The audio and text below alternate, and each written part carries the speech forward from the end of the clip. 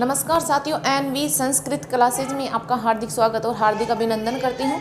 तो हमारी जो शिक्षण वीडियो की क्लास है वो यथावत चल रही है। आज हम पद्य शिक्षण को पढ़ेंगे। अब देखो, पद्य शिक्षण को काव्य शिक्षण या कविता शिक्षण के नाम से भी पुकारा जाता है। तो पद्य या काव्य या फिर कविता शिक्षण। अब देखो, पद्य शिक्षण, इसकी परिभाषा क्या है? रीतिरात्मा काव्यस्य, ये परिभाषा आपके वामन महोदय ने दी थी कि रीति आत्मा ही काव्य कहलाता है। शब्द अर्थौ सहितौ काव्यम, यानी शब्द और अर्थ सहित जो होता है उसे ही काव्य की श्रेणी में रखा जाता है, ऐसा आचार्य भामह ने कहा है। ये परिभाषा आपको याद करनी है, ये पूछी जाती है ना। फिर है वाक्यम रसात्मकम काव्यम, यानी वाक्य का रस ही काव्य है। ये बात आचार्य विश्वनाथ जी ने कही थी। फिर है पद्य का सर्वप्रथम दर्शन हमें ऋग्वेद में देखने को मिलता है। वैसे ही गद्य का हमें यजुर्वेद में देखने को मिलता था और पद्य का हमें ऋग्वेद में देखने को मिलता है। पद्यात्मको यजुहु, पद्यात्मको यजुहु। सर्वप्रथम संपूर्ण पद्य युक्त वेद, अगर पद्य युक्त वेद की बात करें तो हमें सामवेद में देखने को मिलते हैं और सर्वप्रथम पद्य के दर्शन ऋग्वेद में मिलते हैं और पद्य युक्त यानी वेद सामवेद है। इसका मुख्य उद्देश्य यह है चतुर्वर्ग फल प्राप्ति, यानी चतुर्वर्ग की फल प्राप्ति करना इसका मुख्य उद्देश्य होता है। और इसका प्रधान उद्देश्य क्या है? तो प्रधान उद्देश्य है रसानुभूति, रसास्वादन और सौंदर्य अनुभूति, ये इसका प्रमुख उद्देश्य है। और ये चतुर्वर्ग फल प्राप्ति ये मुख्य उद्देश्य है। इसको इंपोर्टेंट लगा लो। फिर है विधिया। अब विधियों की ट्रिक देखना। ट्रिक है खंड दंड भाषा भागी समिति तू व्याख्या करनी, ये ट्रिक है। खंड दंड भाषा भागी समिति तू व्याख्या करने। खंड यानी खंडान्वय, खंडान्वय विधि, खंडान्वय विधि। फिर आपकी दंड यानी दंडान्वय विधि। भाषा यानी भाषा अनुवाद विधि। भा यानी भाष्य विधि। गी यानी गीत विधि। समी यानी समीक्षा विधि। टी यानी टीका विधि। तु यानी तुलना विधि। व्याख्या यानी व्याख्या विधि। ये इसकी ट्रिक है। खंड दंड भाषा भागी समिति तू व्याख्या करने। तो ट्रिक आपको याद हो गई होगी और जो पिछली ट्रिक है उनको भी रिवाइज करते रहना, है ना। अब आप इसका स्क्रीनशॉट ले लीजिए।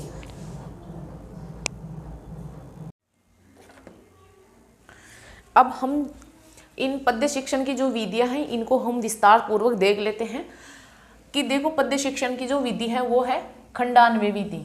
खंडान्वय विधि, अब इसके और नाम भी है। तो खंडान्वय विधि के और नाम देखो, खोज विधि भी, अनुसंधान विधि, ह्यूरिस्टिक विधि, प्रश्नोत्तर विधि, साहित्यिक विधि।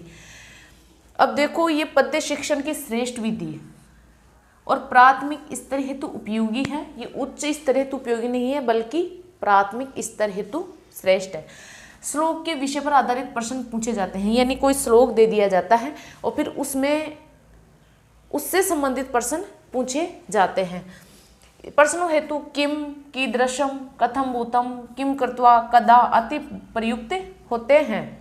जैसे उदाहरण देखो आप, उष्ट्राणाम विवाहेषु गीतम गायन्ति गृदभा अन्योन्यम प्रशंसन्ति अहो रूपम अहो ध्वनि। तो अब इसमें कैसे प्रश्न पूछे जाएंगे कि गर्दबा किम कुर्वन्ति, यानी गधे क्या करते हैं। तो किम कुर्वन्ति, तो गर्दबा गायन्ति यानी गाते हैं।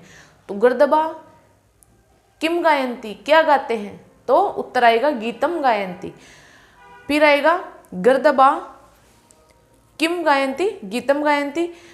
फिर आएगा गर्दबा कुत्र गीतम गायन्ति, यानी कहाँ गीत गाते हैं। तो विवाहेषु, कहाँ गाते हैं। देखो, ऊंटों के विवाह में गीत गाते हैं गधे, है ना।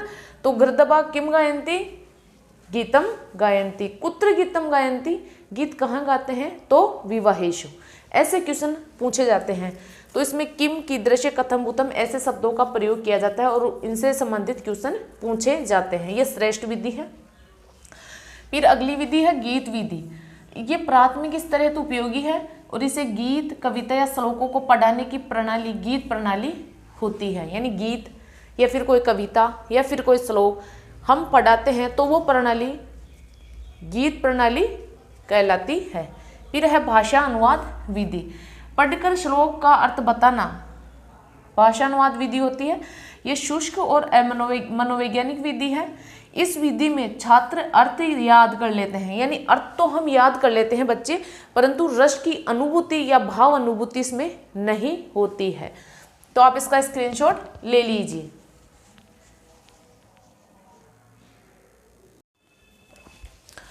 अब दंडान्वय विधि है।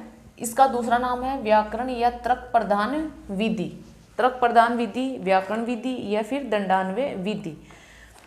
अब ये उच्च स्तर हेतु उपयोगी होती है और खंडान्वय प्राथमिक स्तर हेतु और ये उच्च स्तर हेतु उपयोगी होती है। इसमें संपूर्ण श्लोक का पूर्ण वाक्य में परिवर्तन करना दंडान्वय कहलाता है। यानी पूर्ण वाक्य में परिवर्तन करना दंडान्वय कहलाता है। दंड से तात्पर्य क्या है? ग्रंथि युक्त दंड या वाक्य।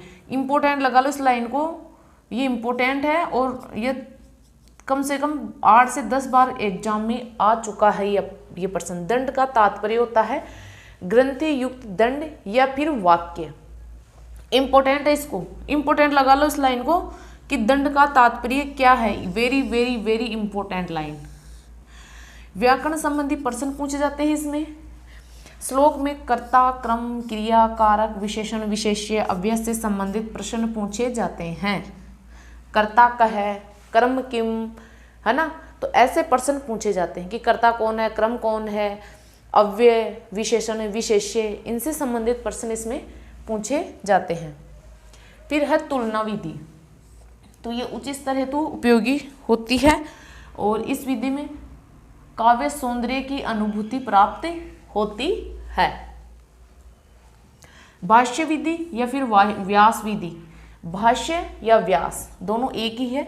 ये उच्च स्तर हेतु उपयोगी होती है और तुलना और समीक्षा दोनों विधियों का एकीकृत रूप ही भाष्य विधि कहलाता है। फिर है टीका विधि।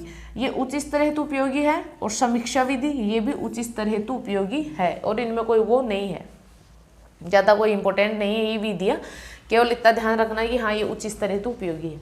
अब देखो इम्पोर्टेंट बात यह है कि जिस प्रकार व्याकरण शिक्षण की जो विधि थी आगमन निगमन, वेरी वेरी मोस्ट इम्पोर्टेंट विधि है, वैसे ही पद्य शिक्षण की खंडान्वय और दंडान्वय विधि वेरी वेरी मोस्ट इम्पोर्टेंट विधि है और कहीं से क्वेश्चन नहीं बनेंगे। पद्य शिक्षण में क्वेश्चन बनेंगे तो 2 ही विधियों से क्वेश्चन बनेंगे। आज तक 2 ही विधियों से क्वेश्चन बने, खंडान्वय और दंडान्वय। दोनों विधियों को अच्छे से क्लियर कर लेना। और दंड से क्या तात्पर्य है, ये जो लाइन में लिखवाई हूँ इसको अच्छे से क्लियर कर लेना और दोनों विधियों को अच्छे से क्लियर कर लेना। वेरी मोस्ट इम्पोर्टेंट विधियाँ है, ठीक है। तो आप इसका स्क्रीनशॉट ले लीजिए।